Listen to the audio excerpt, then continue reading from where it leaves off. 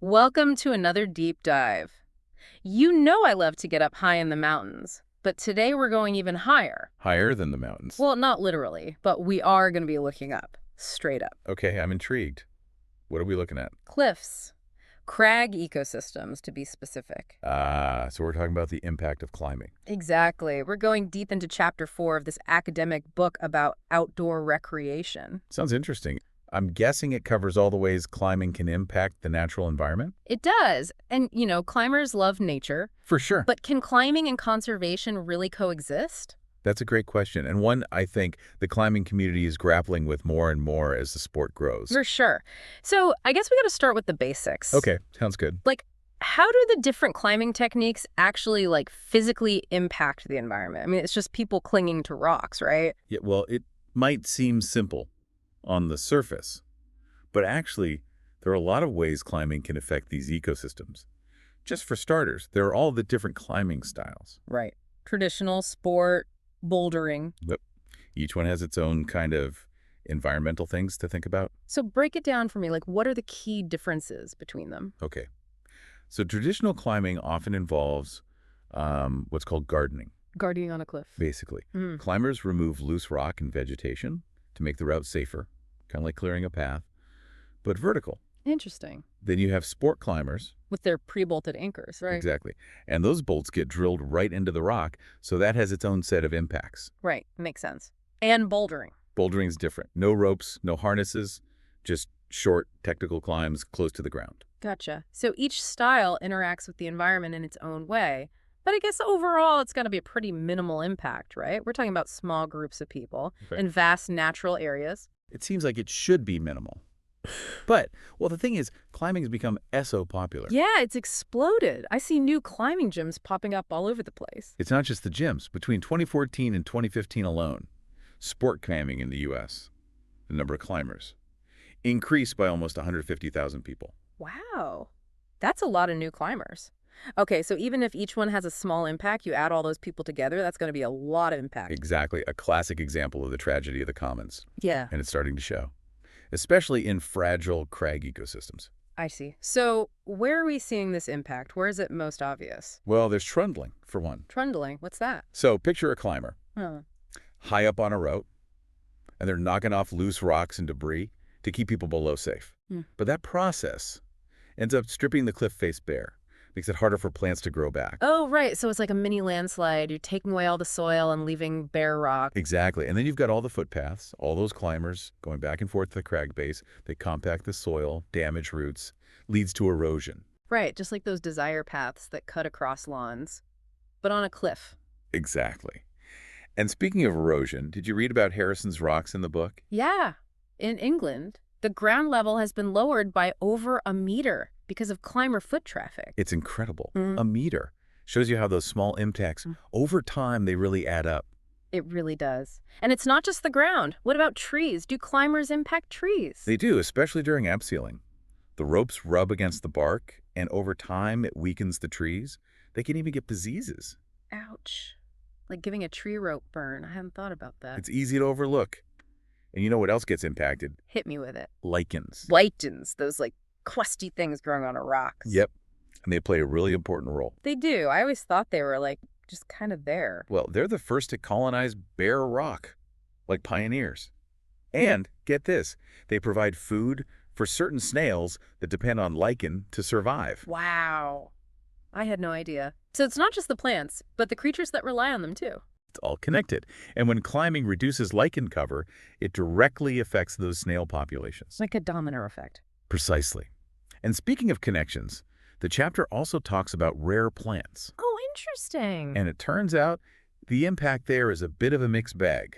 How so? Well, some studies show climbing leads to a decrease in rare plants, like the cliff goldenrod.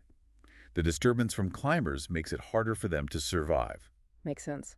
What about the other side of that mixed bag?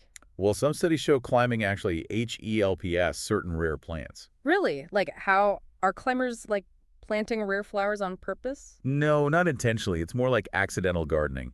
Like when climbers move around, they might knock loose seeds or rosettes of, say, yellow whitlow grass. Okay. And those seeds or rosettes fall down the cliff and end up establishing new plants. Wow, so climbers are like accidental gardeners. That's pretty cool, actually. It is. It just goes to show the relationship between climbing and crag ecosystems is super complex. Yeah, definitely not simple. Okay, so we've talked about the ground, we've talked about plants. What about birds? I imagine birds must be impacted by all those climbers. You're right, especially birds of prey, like peregrine falcons. Oh, yeah. I bet all that commotion would bother them, especially when they're nesting. Exactly. Disturbing them, especially during breeding season, can be really bad. Chicks might get abandoned, eggs get chilled, even whole nests deserted. That's awful. Surely climbers are aware of this and doing something to help. Thankfully, yes. Many climbing areas have seasonal bans during breeding season. Okay, good. And there are education programs, too, to teach climbers about responsible practices. Awesome. So they're not just avoiding the problem, they're actively trying to protect those birds. Exactly. And it's not just the birds we need to think about. There's also the rock itself. You mean like beyond the obvious visual impact of climbers on a cliff? Exactly. There are a lot of hidden impacts. For instance, chalk. Chalk? Like the stuff climbers use for grip? Yep. It seems harmless, right? But the white chalk can actually stain porous rock, especially sandstone. Oh, I've seen those white streaks. Never really thought of them as harmful, though. They're not just an eyesore. They can impact plant life, too. The book even mentions using colored chalk or chalk substitutes as a solution. Huh, interesting. So even chalk can have unintended consequences. It can. And then there's the gear climbers use. Right. All the ropes and metal bits, they've got to leave a mark, too. I do. For example, the nuts and puttons that traditional climbers use for protection. Even when they're removed, over time, they subtly widen cracks in the rock. Really? So it's like slowly chipping away at the rock, one climb at a time. It is. And on softer rock, like sandstone, the rope rubbing against it can carve deep grooves, speeds up erosion. So many ways climbing can impact the rock itself. It's kind of a slow burn, huh? You might not see it right away, but over time, all those tiny impacts add up. That's a great way to put it. But the good news is climbers are becoming much more aware of these issues and developing ways to minimize their impact. Like what? Well, there's the Southern Sandstone Code of Practice in the UK, outlines best practices for climbing responsibly on sandstone. That's great. Okay, so we've covered a lot of ground here, literally. But what about the solutions? What are some of the ways we can balance climbing access with conservation? Like, is it all about just climbing less? That's a great question. And I think that's where we should pick up next time. All right, sounds like a plan. So be sure to join us for part 2 of this deep dive, where we'll explore the world of climbing management and conservation strategies. So is it all about just climbing less? I mean, to reduce the impact on crag ecosystems? Well, that's one way to think about it, I guess. But it's not necessarily about climbing less. It's more about climbing smarter.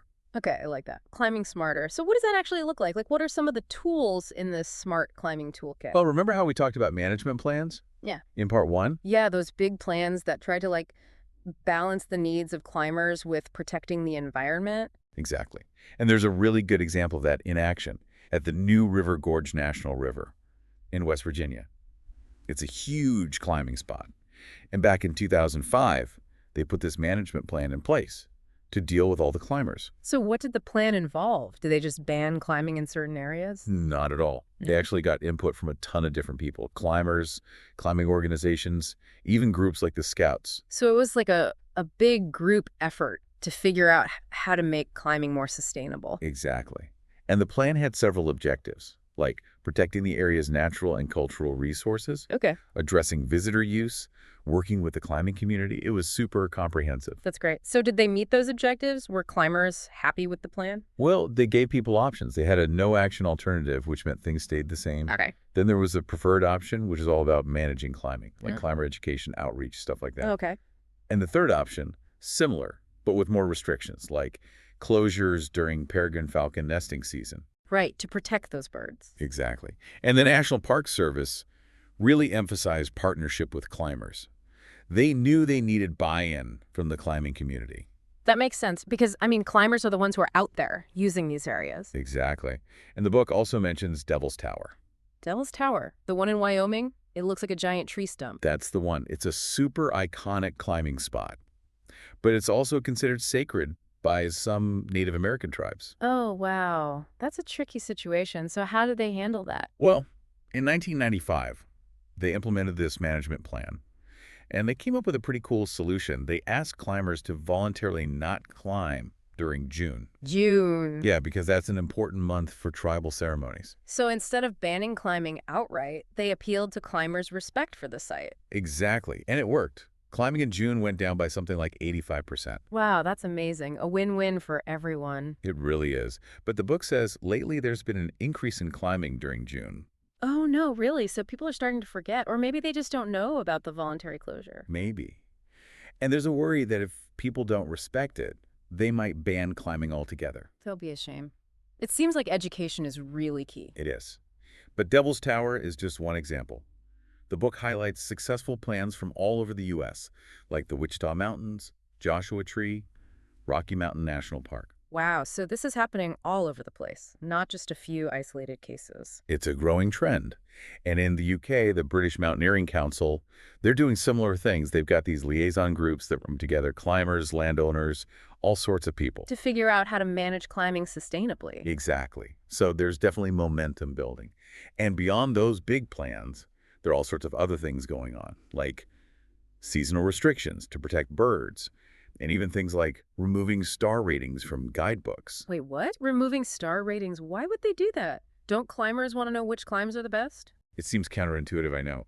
But the idea is, if you downplay those best climbs, it might encourage climbers to spread out more and reduce the pressure on the most popular routes. Oh, right. So it's like instead of everyone crowding onto the same trail, you suggest some alternative routes. Exactly. And then you've got the more restrictive stuff, like closures, permits, even fees, to limit the number of climbers in sensitive areas. So sometimes you need to say no to protect those special places. You do. Like the book talks about Cave Rock in Nevada, a sacred site for the Washoe tribe. Okay. They banned climbing there entirely in 2007. Took out all the bolts and everything. Wow, that's a big decision. What led to that? It was complicated. Legal battles, cultural clashes. But in the end, they decided to prioritize the cultural significance of the site. Right. Because protecting that site was more important than allowing climbing there. Exactly. And it shows you that these decisions aren't always easy. For sure. Okay, so we've got management plans, we've got restrictions. What about education? Like, how are climbers learning about all this stuff? Well, there are a ton of resources out there. The book mentions the BMC's Tread Lightly booklet. It's got all sorts of practical advice. Okay, so it's not just like, don't do this, don't do that. It actually gives you tips on how to climb responsibly. Exactly. And there are also these green guides for specific climbing areas. So you can get info about the unique environmental concerns for that particular place. Yep. And of course, there's the Leave No Trace program. Oh yeah, leave no trace. I know that one. Leave nothing but footprints, take nothing but pictures. Exactly. Simple but important message. For sure. And you know what I always find effective? Those images that show, like, what happens when people don't follow those principles? Like a picture of a really eroded trail. Oh, yeah. Those can be powerful. It's one thing to hear about the impact, but seeing it visually, that can really make a difference. Exactly. And speaking of making a difference, the book mentions the Access Fund. The Access Fund. Yeah, they do those rock project tours. Oh, right. They travel around the country teaching people about responsible climbing. It's not just lectures, though. They actually get people involved in stewardship projects. Yeah. It's about empowering climbers to be advocates for the places they climb. That's great. And they've got that climbers pack, too, right? Yeah. It's like 10 guidelines for ethical climbing. A code of conduct for climbers? I like it. And it's not just national organizations either. Local climbing clubs are getting involved too, organizing cleanups and things like that. That's awesome. It feels like there's a real shift happening in the climbing community. Definitely. People are starting to understand that sustainable climbing is the only way forward. It has to be. If we want to keep enjoying these amazing places. Okay, so we've talked about a lot of different strategies, from management plans to education. But what's NXT? Where do we go from here? Wow, we've really climbed some knowledge mountains in this deep dive. Huh. We have. It's amazing how much there is to learn about climbing and its impact on the environment. I know. And it's not just about the big stuff like erosion. It's all the little things too, like the chalk, the lichen, those tiny snails. It's all connected, isn't it? It is. And the cool thing is, it seems like the climbing community is really stepping up to address these issues. Yeah, there's a growing awareness that we need to protect the places we climb. Absolutely. But I gotta say, there's still so much we don't know. Like, how do different climbing styles affect different types of rock? We've got sandstone, granite, limestone. Right. And what about the long-term impacts on wildlife? We need more research. Totally. Like, we're just starting to scratch the surface. Which brings me to something I've been thinking about a lot during this deep dive. What's that?